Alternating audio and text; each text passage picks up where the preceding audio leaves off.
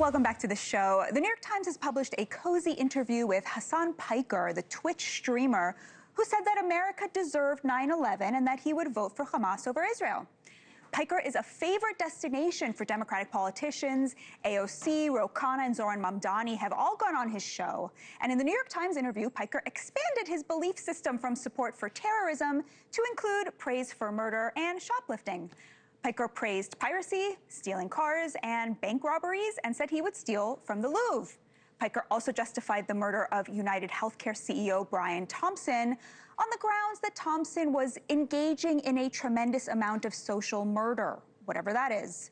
The headline on the Times piece reads, "The rich don't play by the rules, so why should I?" Though it neglects to mention that Piker himself is worth an estimated $8 million. That's no accident. This story is just as much about class as it is about praising murder and theft. At the end of the day, wokeness is and has always been a smokescreen that disguises the immense class privilege of the left, which long ago abandoned labor to cater to the vanity morals of the educated caste. The New York Times joining Hasan Piker in praising theft and murder is the purest distillation of this. The right certainly has its deplorables. Nick Fuentes comes to mind, but Republicans have gone out of their way to condemn him, while Democrats at the highest levels of the party have been embracing Piker and jumping at the chance to secure his endorsement. Here to discuss is the brilliant Jillian Michaels. Jillian, what was your reaction to this crazy story?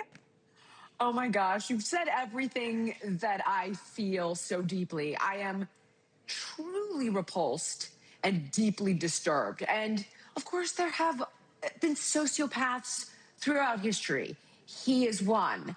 But the fact that he is being embraced by Yale, the New York Times, normalized and mainstreamed by politicians that have presidential aspirations, like AOC, for example, is absolutely mind-boggling.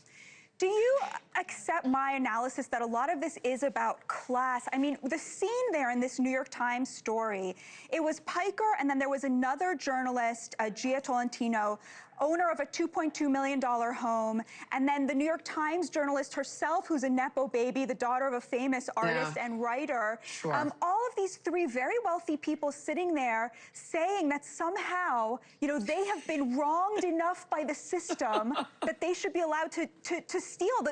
The woman, she said that she stole from Whole Foods. I know. I cannot believe it. Who does that?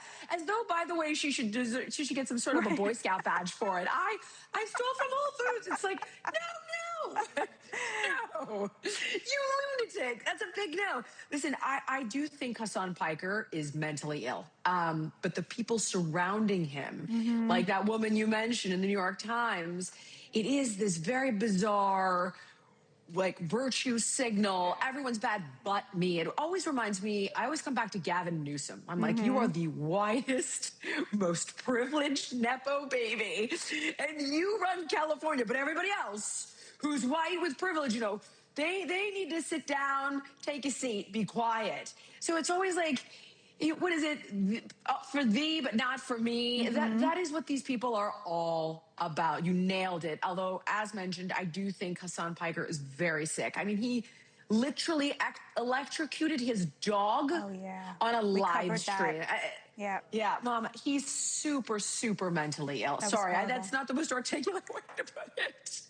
He's just Well, this reminded me a lot of, there's an essay by Tom Wolfe called Radical Chic, in which he describes how the elites, in order to burnish their elite credentials, try to distance themselves from the middle-class values that this country was founded on, like respect for each other, respect for private property, and they kind of elevate these, you know, degraded things like shoplifting, stealing, criminal behavior, mentally ill behavior. And I just find it so interesting that these very wealthy people are pushing and glamorizing and valorizing behaviors that if actual working class or poor people be engaged in, they would end up in prison. And they do this again and again. It's called luxury beliefs, where when you're wealthy enough, you have the luxury to say marriage is a patriarchal institution, whereas working class people, when they don't get married, their kids end up much poorer. Yes, yes. I have a different theory on this, although I completely agree with you. I do think that there is an element of having older people who are feeling irrelevant. And young kids are leaning into these more radical narratives because they're so exceptionally angry. I was actually just talking with Dr. Drew Pinsky about this. So they lean into it, and then adults are like, oh no, I want to be cool, I want to be relevant. And we're seeing it with some of the woke right podcasters. It's like, I see, I'm cool too. I also steal from Whole Foods. I fight the patriarchy, fight the system, get the man. And I just think it's older people that are deeply insecure, feeling increasingly more irrelevant, that are indulging these kids to seem likable. I feel that there's an element of that as well. It's not as deep and profound as what you're suggesting, and you are absolutely right. But I'm seeing it where I feel like older people need to step into their power and utilize the wisdom of their years to help educate these disenfranchised children. And instead, they're indulging it out of their own insecurities. That is so well put. You are the perfect person to have on to talk to about this. Jillian Michaels, God bless and protect you. Thank you so much for being here. Bye, B. Talk to you later. Soon.